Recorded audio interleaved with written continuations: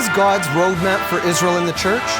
These short Q&As will help guide you on your way. There is considerable interest in the Jewish feasts among some Christians.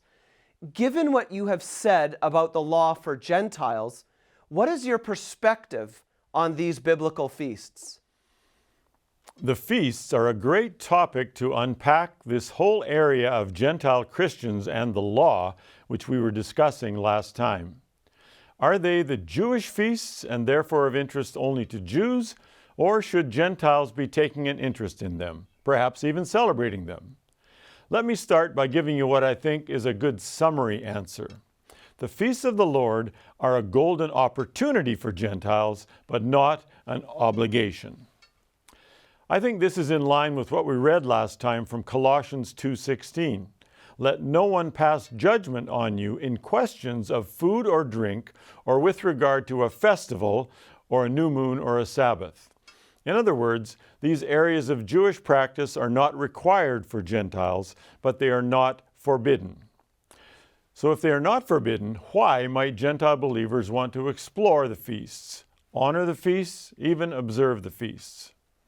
First of all, just a review of what they are, as found in Exodus 23 and Leviticus 23. The weekly Sabbath is the principal one. Then there are 4 spring feasts: Passover, unleavened bread, first fruits, and Pentecost.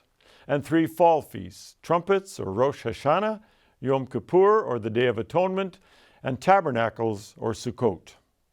And there are some others, including Purim and Hanukkah, not listed in Exodus and Leviticus. 3 of the major feasts have a harvest component based on the 3 harvest seasons in Israel. So that part doesn't coincide well for we Canadians, who have just 1 harvest season in the fall. Most of the feasts have a historical aspect, remembering something important that God has done for Israel. For example, Passover and unleavened bread remember the Exodus from Egypt.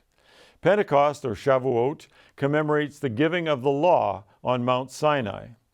Tabernacles, or Sukkot, remembers the 40-year journey to Canaan in the wilderness.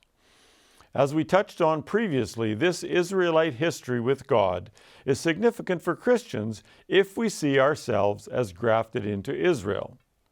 Paul wrote to the Gentile Corinthians, "Our fathers were all under the cloud and all passed through the sea." Israel's history is our history too. For both Jew and Gentile, there is something powerful about remembering what God has done, of giving testimony to it. When we remember and declare His mighty acts, our faith is ignited to expect God to act in the same way in the future. The feasts were integral to Jesus' life. He got separated from his parents on a Passover trip to Jerusalem. He preached a sermon on living water at the Feast of Tabernacles during the famous water ceremony. He was almost arrested at Hanukkah in John 10. His Last Supper with his disciples was a Passover. And what became known as the birth of the church took place on the southern steps of the temple at the Feast of Shavuot, or Pentecost. The Hebrew word translated feast is moed, and it literally means appointed time. God making appointments to meet with His people. Will we be there? Over the millennia, the Jewish people have developed meaningful rituals and traditions that are central to their celebration of the various feasts.